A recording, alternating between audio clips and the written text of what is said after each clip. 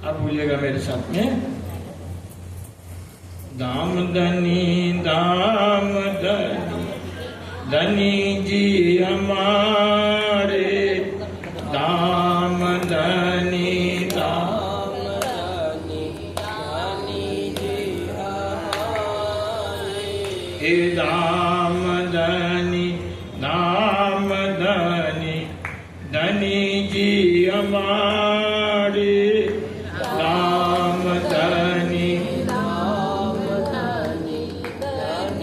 जी हमारे, मेहर करो श्री प्राणनाथ प्यारे, मेहर करो श्री प्राणनाथ प्यारे, मेहर करो श्री प्राणनाथ प्यारे,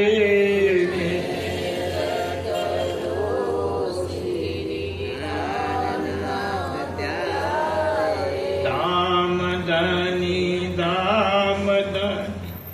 धनी जी हमारे, दाम धनी जी हमारे, धनी जी हमारे, पिया जी हमारे, धनी जी हमारे, पिया जी हमारे, धनी जी हमारे, पिया जी हमारे,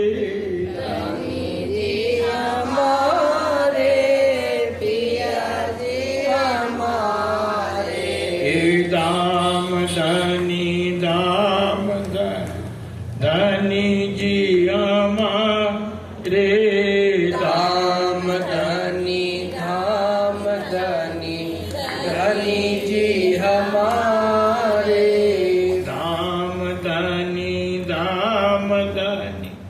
धनी जी हमारे, दाम धनी धनी जी हमारे, मेर करो श्री प्राणनाथ प्यारे, मेहर करो श्री प्राणनाथ प्यारे, मेर करो श्री प्राणनाथ प्यारे, मेहर करो श्री प्राणनाथ प्यारे, आनंद कंदम प्रभुदेव चंद्रम ब्रजेश रूपेण पुरापि जातम्, प्रविश्य प्राप्तं प्रिय प्राणनाथम्, परेश पूर्ण सततं नमामि, ब्रह्मा प्रिया जागरणाय जात, सर्वस्वपाता भव सिन्धुत्राता, विज्ञानदाता निज धर्मदाता, दिनैक बन्धो शरणं प्रपद्ये, ब्रह्मानन्दं परमसुखदं केवलं ज्ञानमूर्तिं, द्वन्द्वातीतं गगनसदृशं तत्त्वमस्यादिलक्ष्यम्, एकं नित्यं विमलमचलं सर्वदा साक्षिरूपं, भावातीतं त्रिगुणरहितं सद्गुरु तन्नमामि। गुरुर्ब्रह्मा गुरुर्विष्णु गुरुर्देव महेश्वरः, गुरुर्साक्षात् परं ब्रह्म, तस्मै श्री गुरवे नमः।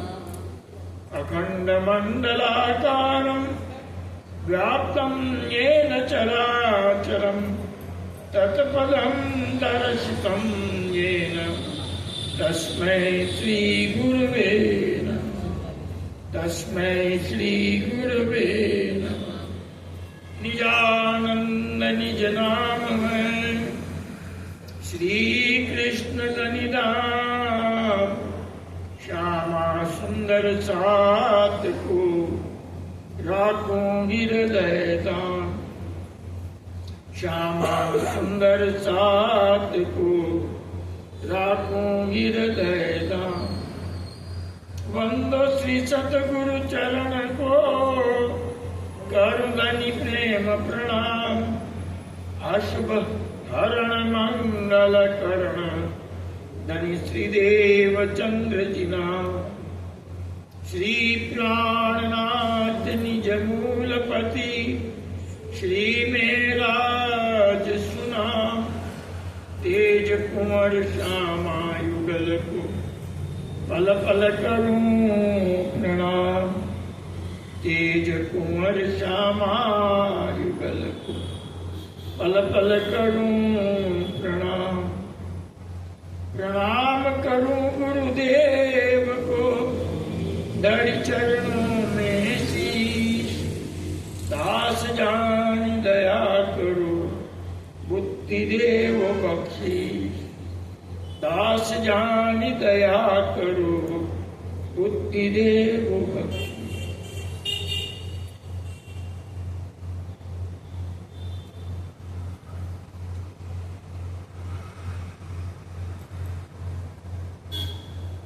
कृष्ण कन्हैया लाल की, निजानंद स्वामी की, बोलो श्री प्राणनाथ प्यारे की, महारानी बाईजूराज की, महाराजा छत्रसाल की, सदगुरु महाराज की, कृष्ण प्रणामी धर्म की, सर्व सुंदर साथ की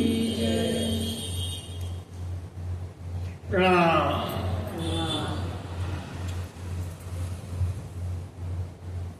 रायगढ़ के श्री कृष्ण प्रणामी मंदिर श्री राजश्यामा जी के चरणारविंद में विराजमान आज की सत्संग सभा को शोभायमान कर रहे हमारे आदरणीय श्री शर्मा जी, साथ ही में उनके सुपुत्र जो पूर्ण रूप से धर्म पे समर्पित हैं, श्री प्रवीण जी शर्मा, मनीष भाई बड़ी दूर से समय निकाल करके यहाँ पहुंचे हैं। मेरे साथ में शास्त्री अनिरुद्ध भंडारी सुपुत्र, प्राणधार प्राणप्रिय श्री सुंदर साथ जी।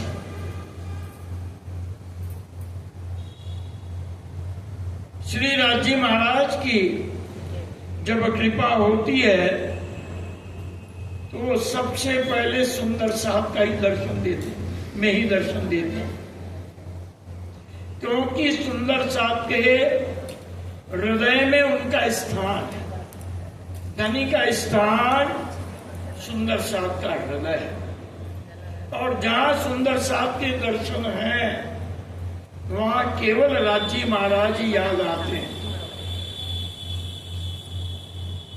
मेरा बड़ा सौभाग्य है, मैं किसी न किसी तरह से वर्ष में एक बार यहाँ पहुंचने का प्रयास करता हूं ताकि नए पुराने हो जाए।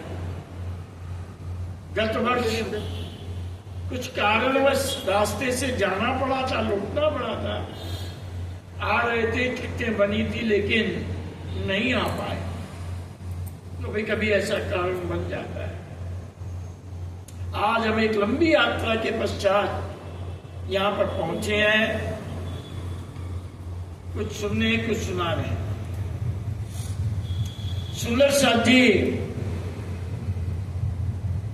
महामती स्वामी श्री प्राणनाथ जी महाराज की अपनी एक अद्भुत जागनी यात्रा थी। आप हर वर्ष बीतक में उनकी जागनी यात्रा और सुंदर साथ के दर्शनों में के बारे में सुनते आए। समय आ रहा है बीतक का। 28 वर्षीय यात्रा श्री रामचंद्र जी ने 14 वर्ष वनवास किया था और असुरों का वध किया। यदा यदा ही धर्मस्य ग्लानिर्भवति भारत अभ्युत्थानम् अधर्मस्य तदात्मानं सृजाम्यहम् धर्म संस्थापनार्थाय संभवामि युगे युगे। अवतार होते हैं धर्म की स्थापना और असुरों का काल बन के आने के लिए। रामचंद्र जी भी 14 वर्ष तक इसी कार्य में लगे थे। उस समय की वही असुरों का वध करके धर्म की स्थापना करने का लक्ष्य। महामती प्राणनाथ जी महाराज इस कलयुग में आए। उन्होंने 28 वर्ष की यात्रा की। कलयुग में जानते हो सबसे बड़ा असुर कौन है? कलयुग में सबसे बड़ा असुर अविद्या अज्ञान है। ये कलयुग है। हर युग में अपने अपने ढंग की लीला होती आई है। कलयुग ज्ञान का युग है। इसको ज्ञान का युग कहा गया है। भौतिक ज्ञान में भी आप देखिए, भौतिक विज्ञान कहां से कहां पहुंच रहा है, कहां पहुंच गया है, कोई सीमा ही नहीं है। मैं यहां बड़े समय से आ रहा हूं। अनिरुद्ध ने तो यहां पर पहली भागवत की थी 12 वर्ष की अवस्था में। हमारी बैठी मां बहन जी, इनके ससुर जी ने जब इसने भागवत की कंधे में उठा के पूरी जी के नाचते रहे। 12 वर्ष की अवस्था में इसने यहाँ भागवत पहली भागवत की थी। उसके पहले से मैं यहाँ आ रहा, बड़े समय से। माता जी, परमधाम वासी माता जी कृष्णबाई, जिनका अपार स्नेह था मुझ पर, ऐसे उनके सुपुत्र भी हैं लिंकन जी, धर्म के कार्य में लगे। और इस रायगढ़ में मुझे सर्वप्रथम लाने वाली माता जी कृष्णबाई जी। पन्ना जी में कुछ थोड़ी सी बात चर्चा हुई, तो मुझे नहीं जानती थी पहले से। वैसे हम एक ही गुरु जी के शिष्य। गुरु जी परमहंस मंगलदास जी महाराज की शिष्या कृष्णाबाई, माता जी कृष्णाबाई। कैसे चर्चा होती रही, कैसे हम यहाँ पहुंचे। क्या चर्चा हुई पद्मावतीपुरी धाम में। कुछ विराट की चर्चा, तो विराट में बड़ी सक्षमता थी और अधिकतर उसकी वार्ता किया करती। तो ऐसे बात चल रही थी, तो मैंने कहा माता जी मुझे बताइए, अव्याकृत सबलिक केवल और सत स्वरूप फिर परम नाम। मैंने कहा ये बताइए कि हमारे अंदर अव्याकृत कौन है। ये सब हम अपने अंदर ढूंढेंगे तभी तो हमें परम नाम का दर्शन होगा। वो अव्याकृत कौन है? केवल इस वाक्य पे कृष्णाबाई मुझे यहाँ लेके आ गई।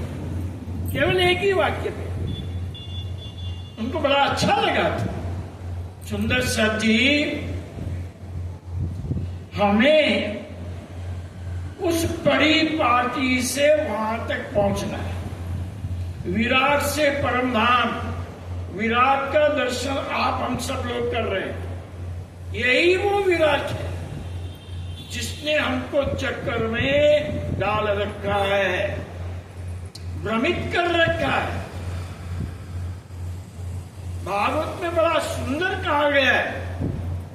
उद्धव गीता में श्री कृष्ण जी ने उद्धव को संदेश देते हुए कहा, हे उद्धव, तू अपनी समूची बुद्धि को इस विराट से निकाल करके एक मुझ में लगा। देखिए, कभी कभी बड़ी विचित्र बातें हो जाती है। बड़े से बड़े ज्ञानी के पास पहुंच करके हमने कभी एक प्रश्न किया, विराट सत्य है या असत्य है? तो जवाब कोई गलत भी नहीं था। वो कहते सत्य है।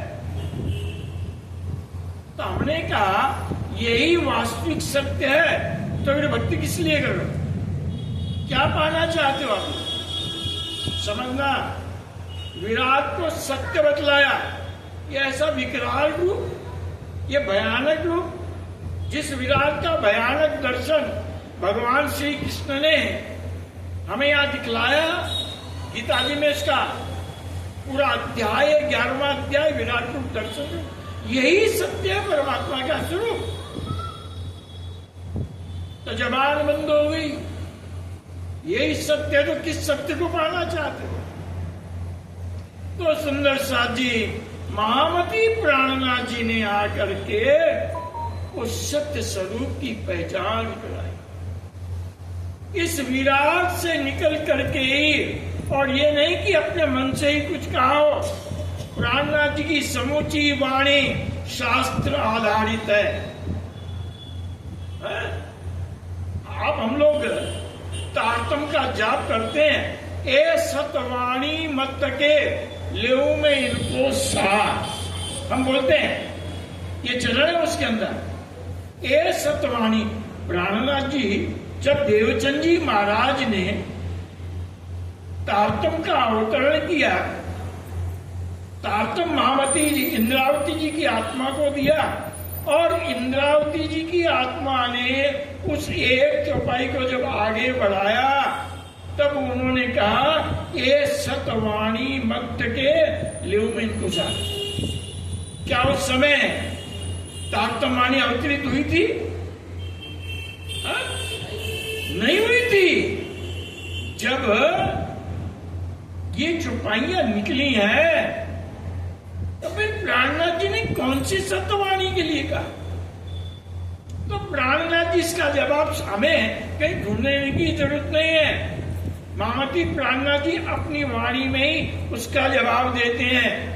क्या जवाब देते हैं? शास्त्र वेदांत पुराण जो भागवत पूरे साठ नई कथा ये दंतवाणी सतवाणी एवं। ये जो शास्त्र आए, पुराण आए, वेदांत आए, वेद आए, वेदांत आए, 6 दर्शन आए,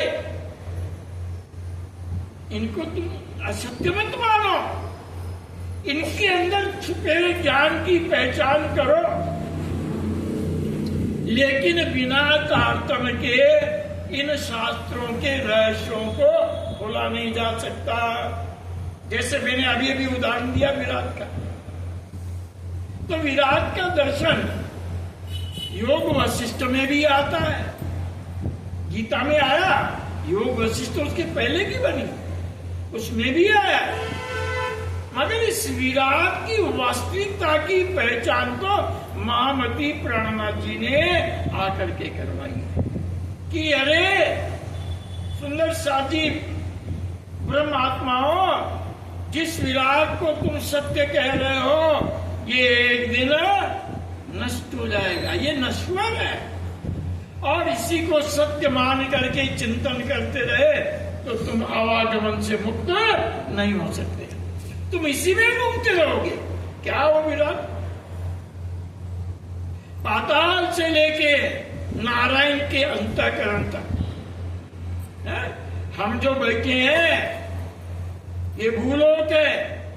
इसके नीचे 7 लोक, अतल वितल सुतल तलातल महातल रसातल और पाताल, और उसके भी नीचे नरकों का स्थान, और उसके भी नीचे शेष शाही नारायण, जिस जल के ऊपर कछुए के ऊपर आप एक शेष नाग की सैया पर लेट करके और सारे ब्रह्मांड विराट को अपने में समा रखा।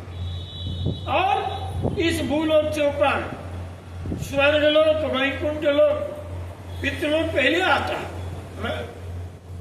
भूर्भुवस्व, ये गायत्री में भी बतलाया गया है।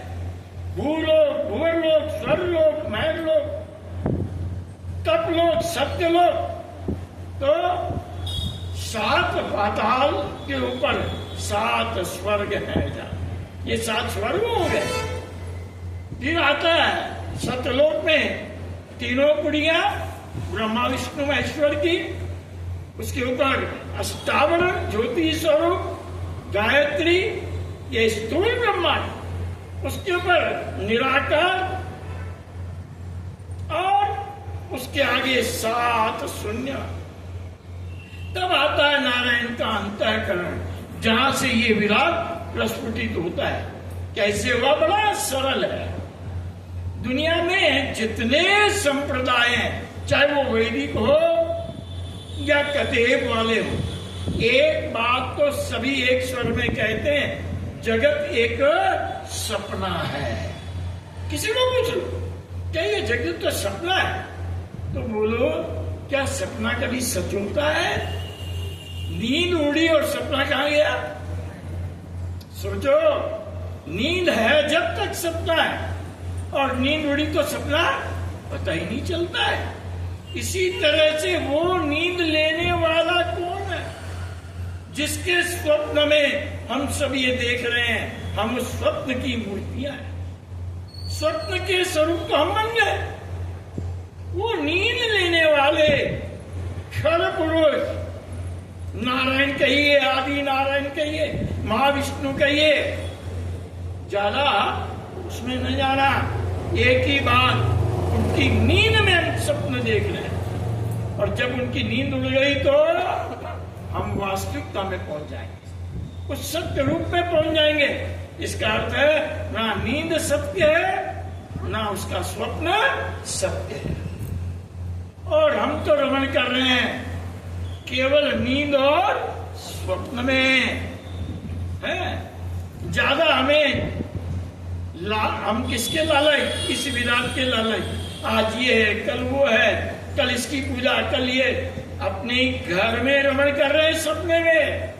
इस सपने से बाहर निकलने के लिए बड़ा तप चाहिए, और वो तपस्या महामती जी ने की 28 वर्ष हमें जगाने के लिए। 28 वर्ष तक अविद्या को समाप्त करने के लिए, इस अज्ञान को समाप्त करने के लिए, श्री मामत उड़ायो असत्य, ठाप्यो सत्य, सब पर कलश हुआ आखिरत। ये कार्य महामती जी ने किया। सबसे बड़ा असत्य है वो अज्ञान है, सबसे बड़ा अंधकार तो अविद्या है। और महामती प्राणनाथ जी ने हमें उस चेतन विद्या का, वो चेतन परा विद्या का ज्ञान करवाया, जिसको गीता में श्री कृष्ण ने अर्जुन को उपदेश किया। अपरिमितस्त्वन्याम प्रकृति विद्धि भेपरा। हे अर्जुन, कहाँ देख रहा है ये विराट? ये पूरा जड़ है, ये जड़ प्रकृति है। अरे विचार कर, इससे अति परे मेरी चेतन परा प्रकृति है, इससे बहुत दूर है, इससे बड़ी परा है, बहुत अधिक, इससे एकदम अलग है। मगर क्या था? उस समय तारतम्य नहीं था, तारतम्य का अवतरण नहीं हुआ था, तो अर्जुन की बुद्धि में ये बात नहीं आई। अब देखिए, बात तो गीता में लिखी, गीता महाभारत से आई, शास्त्रों में पहले से आ गया सब कुछ। आज जो भी हम चर्चा कर रहे हैं सब शास्त्रों में पहले से, लेकिन क्या नहीं था? तारतम्य नहीं था। तारतम्य के बिना कैसे भेद खुले? खुल नहीं पाते। नहीं तो आप ये सोचो, जब अर्जुन को ये ज्ञान मिला तो अर्जुन तुरंत पूछ सकता था, हे भगवान, ये चेतन परा प्रकृति कहाँ है? किस अति पहले कह रहे हो, ये है कहाँ? नहीं पूछा। क्यों? इस माया जाल में उसकी बुद्धि घूम रही थी, युद्धरत थी, नहीं पूछ पाया। लेकिन आज आप चर्चा करोगे तो आपके दिमाग में आएगा सीधा, ये जो चेतन परा प्रकृति की बात कर रहे ये कहाँ है? तो इसको प्रकट किया तारतम्य ने, और तारतम्य के साक्षात स्वरूप महामती प्राणनाथ है। तारतम्य को अवतार कहते नहीं, तो उन्होंने आकर के सारे विश्व में डंका बजाया। कितना मेहनत, कितना प्रयास। और हम तो वर्ष में एक बार केवल दर्शन करने के लिए आते हैं कि सुंदर साथ आए, उनके दर्शन हो, तो बात हो, कुछ जिज्ञासा लेकर के आए हो, उसका समाधान हो। गुरुओं का काम यही होता है, कोई शंकाएं हो तो उनका समाधान होना चाहिए, और इसके लिए गुरुजन बने हैं। केवल मात्र भ्रमण करना ही कार्य नहीं है, भ्रमण करके दर्शन और स्पर्शन इसलिए कहा जाता है। मिले, उनसे वार्तालाप हो, कोई बातें मन में संदेह रूप में हो तो उनका समाधान होना चाहिए। क्यों? हमें जाना कहाँ है, जागना कहाँ, जाना कहना। अब मैं जाना कहना छोड़ रहा हूं, जाना तो है ही नहीं। अरे परमधाम चाहे वो आए हैं क्या? आप लोग, हम लोग परमधाम से आए हैं क्या? नहीं आए, हम परमधाम में ही हैं, मगर निद्रा वाली लोग हैं। निद्रा हो तो उसको क्या करना पड़ता है? जागना पड़ता है। तो परमधाम में जाओगे कि जागोगे? बोलो तो। जागेंगे। परमधाम में जागना है तो जागने का मार्ग क्या है, कैसे जागे, बस ये उपाय में जानना है कि जागे कैसे। कई लोग कहते हैं हम तो जागे में, हमें पाठ पूजा वाणी चर्चा सब सुनते हैं, जानते हैं। अपने आप से प्रश्न करो, दूसरे से नहीं पूछो, क्या मैं जाग गई? और इस जागने का प्रमाण वाणी में क्या है? मैं जाग गया, इसका प्रमाण प्राणनाथ जी क्या कहते हैं? कोई चौपाई सुनाएगा कि प्राणनाथ जी ने एक चौपाई दी है जागने के प्रमाण की? बोलो तो। है? कुछ बोल रही है उन्होंने, बहन जी कुछ बोल रही है, भूल जाते हैं। ये भूल से ही तो संसार बन गया। सुनो, सौ साथ करूं आप सा तो मैं जागी प्रमाण, ये प्रमाण है। सौ साथ करूं आप सा। अरे अकेले अकेले जाओगे क्या? जागोगे? दूसरों को भटकने दे? तो गुरुओं का काम तो यही है, कोई भटकने ना पाए, सब जागे। तो सौ साथ करो आप सा तो मैं जागी प्रमाण, तब मैं जागी हूं। अब सौ साथ करो तो आप कहोगे हम क्या सभी घूमने के लिए निकल पड़े? नहीं, जहां भी हो वहां अपना कर्तव्य निभाओ, वहीं पर चर्चा करो। ये समझो कि मेरे जितने साथ हैं, कम से कम मैं उनको तो कुछ बोध करो, उनको नींद से जगाओ। तो मैं प्रणामी हूं। चलिए, तो सुंदर सा जी आपके प्रश्न रहेंगे, मैं जानता हूं। हम लोग यही लेके निकले हैं, प्रवचन भी करना है, और प्रवचन के पश्चात, दोनों के पश्चात कुछ समय निकालते हैं शंका समाधान, ये सब जगह हम करते आए। ये प्रवचन हो जाएंगे, क्योंकि मैं ज्यादा विशेष ना कहते हुए इतने में मैंने बहुत कुछ कह दिया है। विशेष आपको एक आमंत्रण भी, जब आते हैं कुछ एक आमंत्रण लेके तो आते हैं। एक निमंत्रण है, श्री कृष्ण प्रणामी मंदिर मेड़ता को 352 वर्ष पूरे हो रहे हैं, तो वहां पर उसके उपलक्ष्य में 52 पारायण रखे गए हैं। तो हम चाहेंगे, रायगढ़ में तो आप रोज दर्शन करते हो, हम लोग आकर साल में दर्शन देते हैं। हम चाहते हैं आप सबका दर्शन हमें मेड़ता में प्राप्त हो। प्रयास करो आप मेड़ता पहुंच सको। मेड़ता आइए, आपका हार्दिक अभिनंदन। उस भूमि को नमन कीजिए जहां महामती स्वामी श्री प्राणनाथ जी महाराज 4 महीने रुके। 4 महीने कह रहे हैं घेर रहे मधुमाखीनो। वहां जैसी जागने की ये लालदास जी की चौपाई कहीं नहीं मिलती दूसरी जगह। घेर रहे मधुमाखीनो, इतना सुंदर सा इकट्ठा हुआ। प्राणनाथ जी के बाद मधुमक्खी के जैसे छत्ते की तरह से प्राणनाथ जी को घेरे रहते थे। उस मेड़ता धाम सेवा धाम में आप पधारिए और सेवा धाम अपने इस मोबाइल में भी सेवा धाम का क्या बोलते हैं उसको, YouTube पे चैनल है, उसको सब्सक्राइब कीजिए, उससे जुड़ जाइए। रोजाना 1365 दिन हो गए, ज्यादा हो गए, वाणी चर्चा आती है रोजाना। अभी वाणी चर्चा पूर्ण हो गई। उसके बाद में हमने सेवा पूजा चितमनी नाम से सुबह के समय आधी घंटा, क्योंकि मैंने देखा बहुत सी जगह हमें उसके सेवा पूजा कैसी की जाए, क्या करना चाहिए, उसमें भी कई जगह बड़ी ऐसा देखते हैं कि लोग दुविधा में हैं, उनको विधि विधान से अवगत नहीं है। तो वहां पर पूरी सेवा पूजा का विधान भी बतलाया जा रहा है और उसका पूरा अर्थ भी किया जा रहा है, ताकि सुंदर सा की चितवनी हो सके। आरंभिक चितवनी सेवा पूजा ही है, ये ध्यान रख लेना।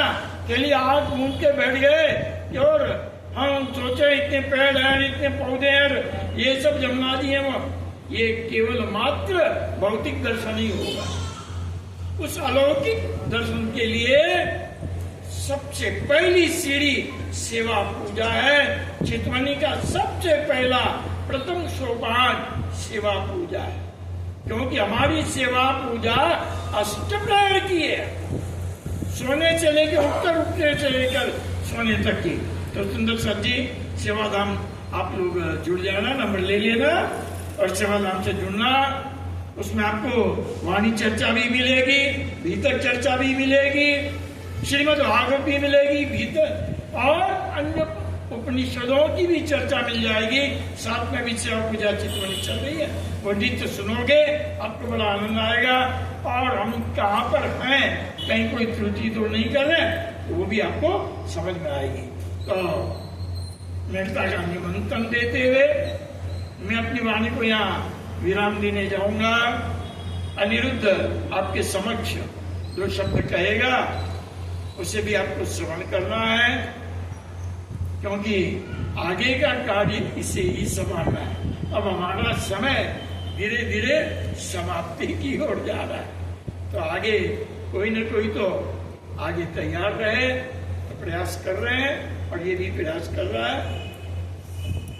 सुंदर साहब को कुछ बोध किया जाए और हम सब लोग जागने का प्रयास करें। बोलो श्री प्राणनाथ।